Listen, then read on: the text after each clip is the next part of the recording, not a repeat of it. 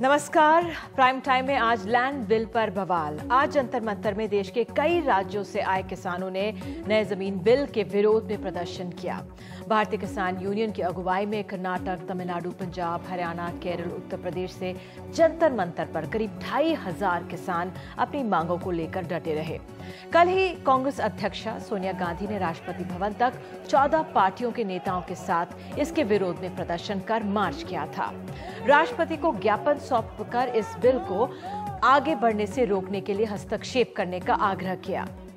NDA सरकार ने संशोधनों के साथ इस बिल को लोकसभा में तो पास करा लिया था, लेकिन राज्यसभा में इसका पास होना मुश्किल है। संसद का यह सत्र 20 मार्च को समाप्त हो रहा है। कयास है कि सरकार ये सत्र 2 दिन के लिए और बढ़ा भी सकती है, लेकिन बढ़ते विरोध के बीच ये बिल राज्यसभा की सूची में नहीं है।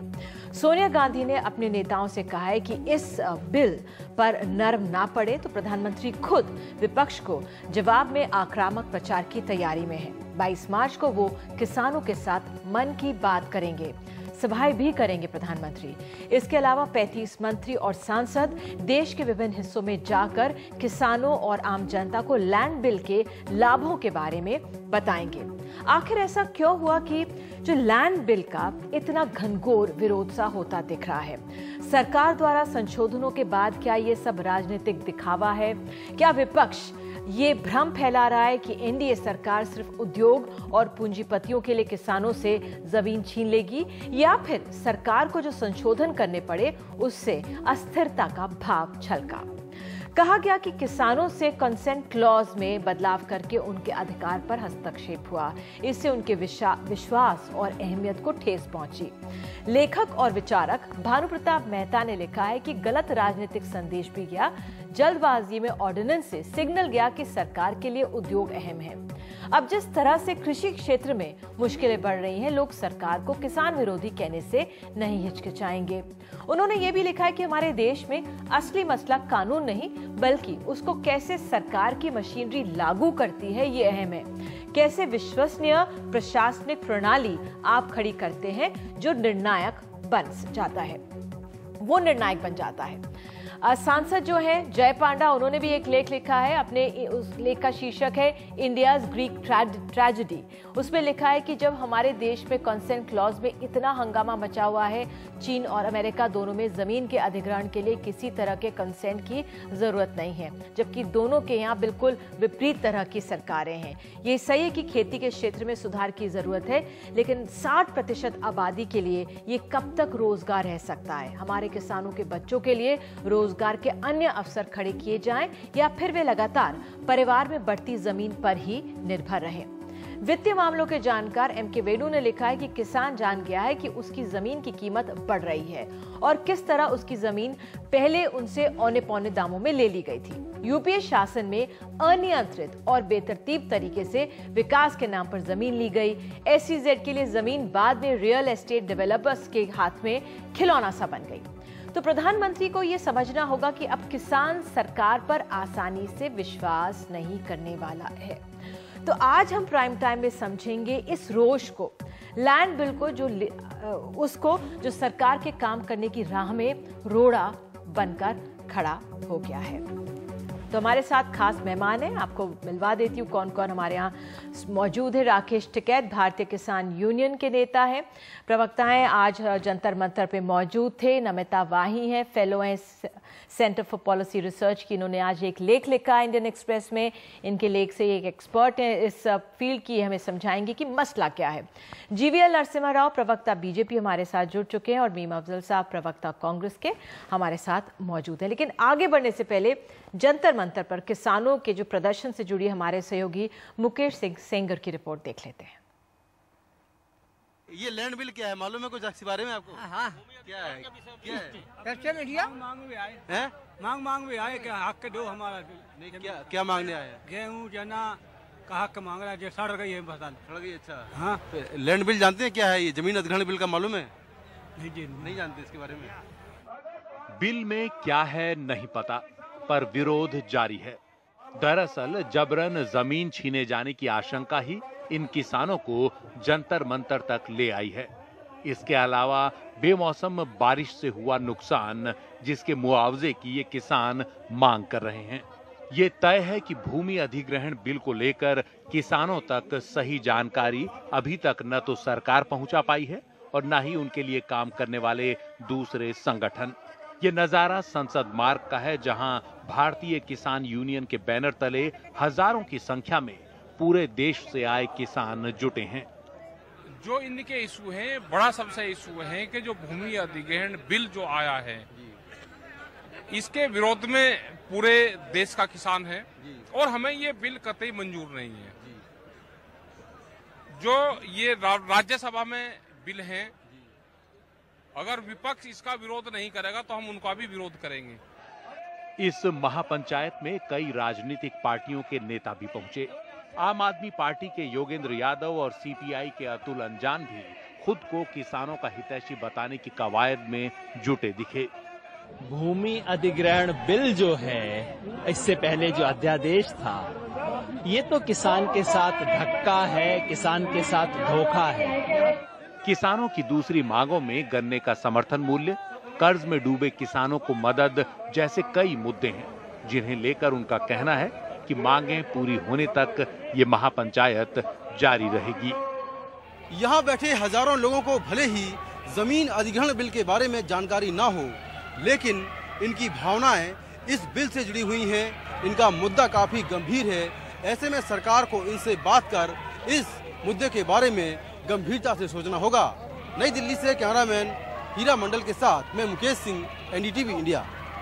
तो राकेश टिकैत हमारे साथ तमाम मेहमानों के साथ मौजूद है। राकेश जी, सरकार ने संशोधन कर दिया, इसको एक पास भी करा दिया गया लोकसभा में। क्यों इतना विरोध? काफी जो चीजें हैं वो उसमें संशोधित कर दी गई हैं। नहीं, ये तो संशोधन 1 साल पहले जब एनडीए की गवर्नमेंट थी, उस टाइम पे भी बीजेपी के लोग सब इससे सहमत थे। जो 1894 का भूमि अधिग्रहण कानून चेंज हुआ, उसमें सारी पार्टियां, सारे किसान संगठन उनसे पूछ के संशोधन करे गए थे। मतलब 1.5 साल में संशोधन की कहाँ जरूरत पड़ गई थी। ये तो एक किस्म की हठधर्मी को हो, गुंडागर्दी को हो, दूसरों को लाभ पहुंचाना को हो, इसको आप कुछ भी कह सकते हैं। मतलब अभी क्या संशोधन किया? हमारी आप जमीन ले लोगे। जो यूपीए मैं शुरुआत से जो यूपीए बिल लेकर आई थी 2013 का, उससे तो आप संतुष्ट थे? उसमें कुछ मुद्दों पे हम संतुष्ट नहीं थे, लेकिन मोटे तौर पे संतुष्ट थे कि जो एक जीने का एक रास्ता मिल गया था किसानों को। लेकिन ये बीजेपी सरकार तो पूर्ण रूप से, बीजेपी सरकार नहीं इसको कह सकते, मोदी सरकार, बीजेपी नहीं, मोदी सरकार जिस तरह से ये लेकर आई है, और फिर तुरंत हमने इनको लेकिन जो संशोधन किए हैं उसमें तो उन्होंने काफी बदलाव किए। अच्छा, इतना बड़ा कर फिर थोड़ा सा छोड़ दो, हाँ। वो भी गलत है। अच्छा, अभी जो क्या इतना बड़ा किया, जो बदला बाद में, उससे आप लोग ठीक खुश नहीं है? नहीं, हम खुश नहीं हैं। हाँ। अभी जो इन्होंने बदलाव किया है, आप ये बताओ कि हाईवे के दोनों तरफ ये जमीन ले लेंगे 1 किलोमीटर, रेलवे लाइन के दोनों तरफ जमीन 1 किलोमीटर ले लेंगे। अगर इनको इंडस्ट्री जोन लगाने हैं, ये इंडस्ट्री जोन डिक्लेयर करे, व्यापारी किसान से जमीन खरीद लगा, उसको क्या आपत्ति है? उत्तराखंड में इस तरह से हुआ है, बहुत स्टेटों में हुआ है। आप कह रहे हैं इसमें सरकार का हस्तक्षेप की जरूरत नहीं है? जरूरत नहीं है। आप देखो, उसमें अगर कोई बिल्डिंग या कोई वो खड़ा करना है, उनको कोई प्रोजेक्ट लगाना है, उसमें लेबर से लगा के, कंक्रीट से लगा के, उसमें हजारों आइटम लगते हैं, उसमें इंजीनियर, मैन पावर सब लगेगी, वो बाजार रेट से आती है। किसान की जमीन सस्ती क्यों ले? मतलब आप उसकी जमीन लोगे, उससे पूछोगे भी नहीं। जब हम बनाते हैं जितने ये पॉलिटिकल, तो ग्रामीण जमीन 4 गुना ज्यादा, शहरी जमीन 2 गुना ज्यादा, कॉम्पनसेशन जो मिलेगा वो ठीक नहीं, वो ठीक नहीं है। कॉम्पनसेशन ठीक नहीं है ये। अच्छा, आप कॉम्पनसेशन उनसे बातचीत कर दो, किसानों से बात करो, उनकी प्रॉपर्टी ले रहे हो, उनसे बात करो। आप किसान दे देगा जमीन, अगर कहीं जरूरत होगी। किसान तो फ्री में भी जमीन देता है। हमने करीब 400 से ज्यादा बिजली घरों के लिए फ्री जमीन दी, उनकी बिल्डिंग बनवा के हमने दे दी, हमने स्कूलों के लिए जमीन दी, बहुत जमीन ने किसान देता है। ये मसला मेरे समझने के लिए बहुत मुश्किल था, इसलिए मैं थोड़ा बहुत जो आप लोगों के माध्यम से अब समझूंगी, और हमारे दर्शक तो जानते ही हमसे बेहतर। तो आप ये कह रहे हैं कि जिस तरह से सरकार बीच में पड़ेगी वो आपत्तिजनक है आपके लिए? आपत्तिजनक है। हाँ। ये कुछ नहीं देते। आप अगर मध्य प्रदेश में आप देख लें, मध्य प्रदेश में 12 रुपया मीटर कौन सी चीज आती है मुझे ये बता दो, आपको आती है 12 रुपया मीटर? 12 रुपया मीटर मध्य प्रदेश में जमीन का रेट है, अधिग्रहण हो रही है, वो खबर नहीं आ सकती यहां तक। आप जाकर देख लो अनूपपुर में, शहडोल में, हम 27 दिन जेल में रहे इसी बीजेपी की गवर्नमेंट में, वहां पे जमीन का रेट 12 रुपया मीटर है। उस किसान ने ये कहा कि जो आप कपड़ा पहन रहे हो इसका रेट हमको दे दो। कपड़ा 800 रुपया मीटर का है, जमीन का भाव 12 रुपये मीटर का है। तो क्या वो बंजर जमीन है? क्योंकि ये भी है एग्रीकल्चर लैंड है। अच्छा। उसमें खेती होती है। अच्छा। किसानों को उजाड़ा जा रहा है। वो खबर यहाँ तक नहीं आएगी, दिखाई नहीं जाएगी। आप कह रहे हैं आपके माध्यम से ये जनता तक पहुंच रही है। हमारे साथ मिस्टर जीवीएल नरसिम्हा राव मौजूद हैं। मिस्टर राव, किस तरह से आप ले रहे राकेश जी की इस बात को कि ये खबरें नहीं आएंगी कि भाई मध्य प्रदेश में 12 रुपए मीटर पे जमीन मिल रही है?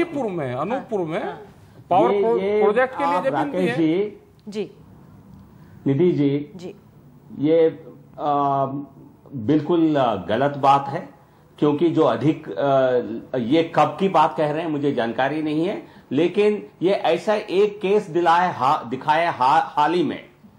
हम फिर एक दिन डिबेट पर बैठेंगे आपके साथ, मैं साबित करूंगा ये आरोप गलत है। ये आप कल करिए डिबेट, परसों करिए। मैं कह रहा हूं आपके आरोप गलत है, बेबुनियाद है, गलत है। भाई मैं तो क्योंकि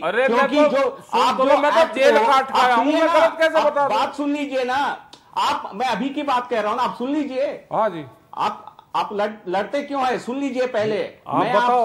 मैं आपको ये कह रहा हूं, इसी पर हम बात करेंगे, फिर जरूरत होगा तो कल करिए बहस, परसों करिए। अच्छा, आज के लिए क्यों नहीं? लैंड एक्विजिशन सुनिए पहले। मैं फिर आप कब की बात कर रहे हैं? कांग्रेस की कार्यकाल की बात कर रहे हैं। इस भूमि अधिग्रहण बिल 2013 के एक्ट बनने के बाद उसमें साफ तौर पर लिखा हुआ है मार्केट वैल्यू की डिटर्मिनेशन कैसे किया जाएगा। क्या इसमें क्या एक्ट में नहीं है? आप एक्ट पढ़े हैं नहीं पढ़े?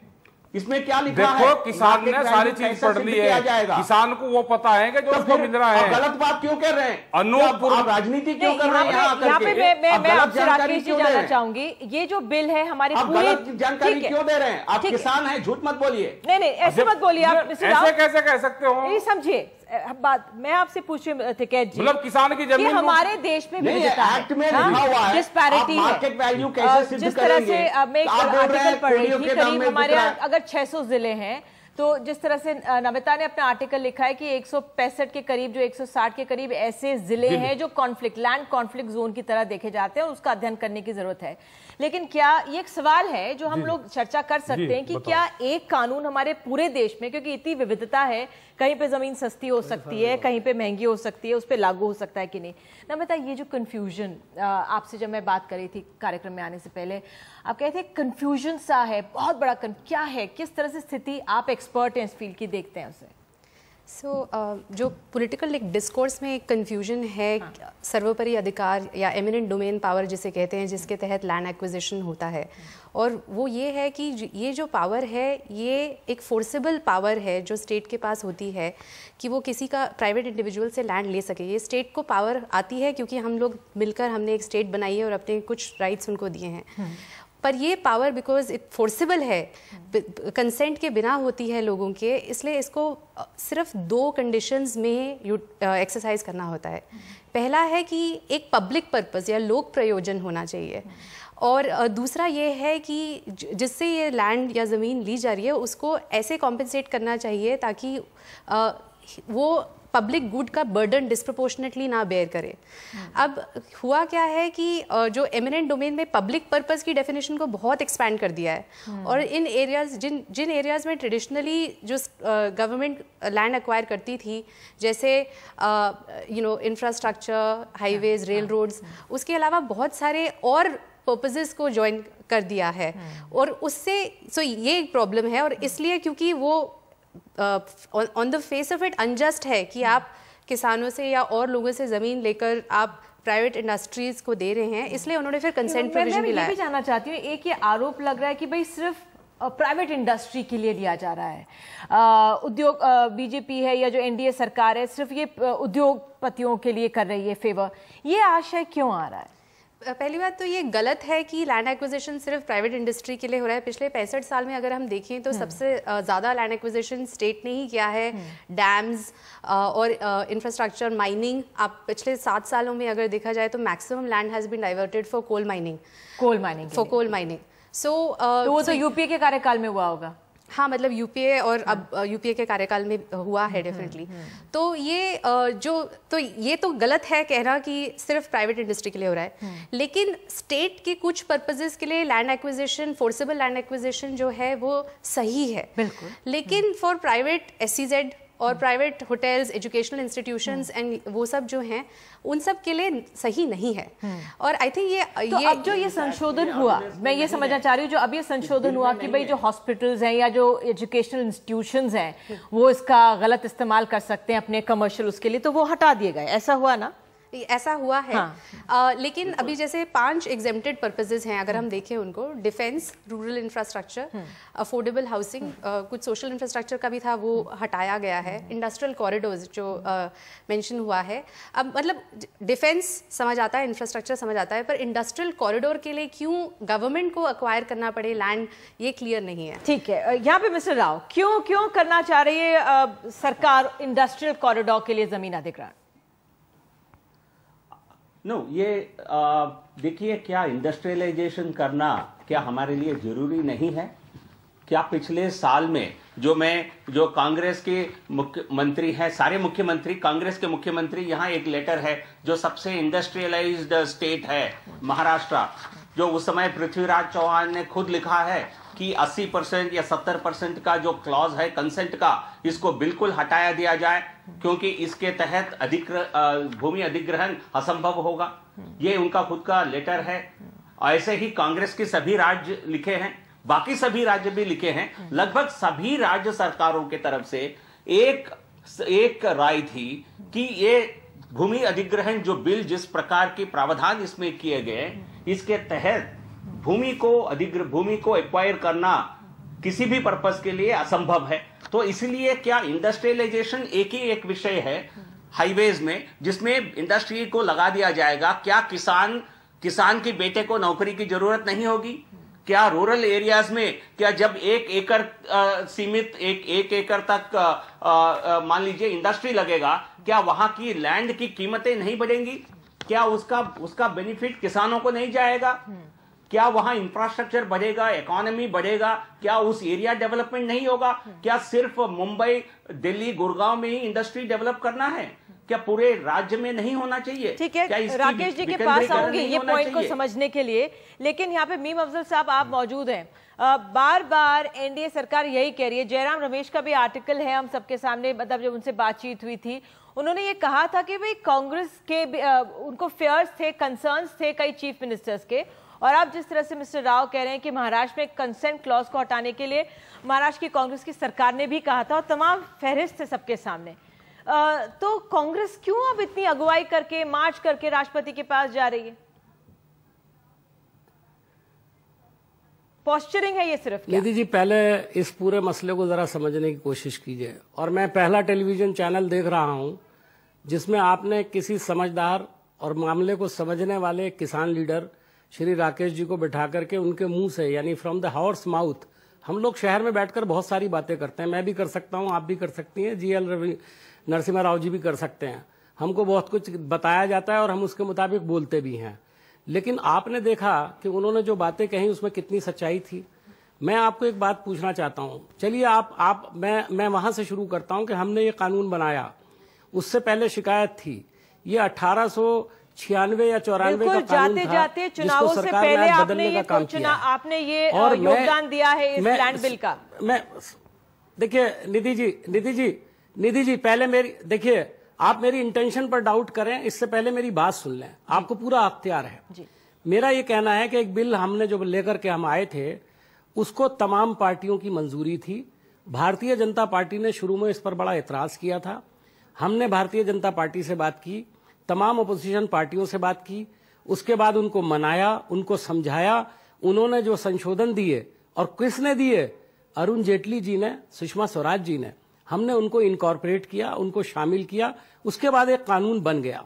कानून बनने के बाद उसका इतलाक यानी उसका निफाज नहीं हो सका, यानी इम्प्लीमेंटेशन नहीं हुआ, और नई सरकार आई, उसको चाहिए था उस कानून को लागू करते। अगर जैसा कि राकेश जी भी कह रहे हैं कि कुछ शिकायतें थीं, उसको नाफिज करते, उसको लागू करते, उसके बाद उसके अंदर कुछ शिकायतें होती है तो पुराने कवानीन के अंदर हमेशा संशोधन होता रहता है, वो किया जा सकता था। लेकिन एक बगैर किसी वजह के जो ये वजह बता रहे हैं बिल्कुल गलत है। कुछ चीफ मिनिस्टर ने जरूर लिखा था, हमने उनसे भी बात की और उनको कन्विंस किया, उसके बाद ही ये बिल आया है। अगर हमारे किसी चीफ मिनिस्टर ने लिखा या आपके चीफ मिनिस्टर ने लिखा, हमने उनकी तसल्ली करने के बाद इस कानून को हम लेकर के आए थे। आपने बगैर किसी वजह के इस कानून को बदला, जिससे एक मैसेज गया कि आप इसमें जो संशोधन आपने अभी भी 9 संशोधन किए हैं, क्यों किए भाई? आप जो लाए थे वो तो बड़ी जबरदस्त चीज थी। जो आप ऑर्डिनेंस लाए थे वैसा का वैसा ही कानून पास करते, तो आपने जब देखा दबाव पड़ा तो आपने 9 संशोधन कर दिए। हमारा कहना यह कि जो कानून पहले बना था, आज किसान भी इस बात को मानता है, देश की जनता भी इसको मानती है, अपोजिशन की 14 पार्टियां मानती हैं। वही नहीं, भारतीय जनता पार्टी के साथ जो 2-3 पार्टियां हैं, शिवसेना इसके खिलाफ है, अकाली दल जहनी तौर पर इसके खिलाफ है, रामविलास पासवान इसके खिलाफ हैं, अंदरूनी तौर पर वो बोल नहीं सकते हैं। तो आप कौन होते हैं कि आप सबके ऊपर अपनी मंशा को लागू करें? मैं कहता हूं बहुत अच्छा है, और हमारा बिल बहुत खराब था, लेकिन पार्लियामेंट जो है वो सेंस से चलती है। उसमें अगर आपके पास लोकसभा में मेजॉरिटी है तो उसकी बुनियाद पर आप उसे पास करके ले जाएं, तो फिर आपको राज्यसभा में तो जाकर के सामना करना ही पड़ा, और आप देख रहे हैं। और कल जो मार्च हुआ वो तारीखी मार्च था जो सोनिया जी की अगुवाई में हुआ। मुझे एक बात बताइए, बहुत सारे लोग इनके कहते हैं कि सोनिया जी ने इसको लीड किया, क्या हो गया? मैं ये कहता हूं सोनिया जी की अगुवाई में 14 पार्टी इकट्ठी हो गई, सोनिया जी जो बात कह रही हैं सब लोग उसे मान रहे हैं, तो ये हमारी पार्टी और हमारी लीडरशिप की एक्सेप्टेबिलिटी है।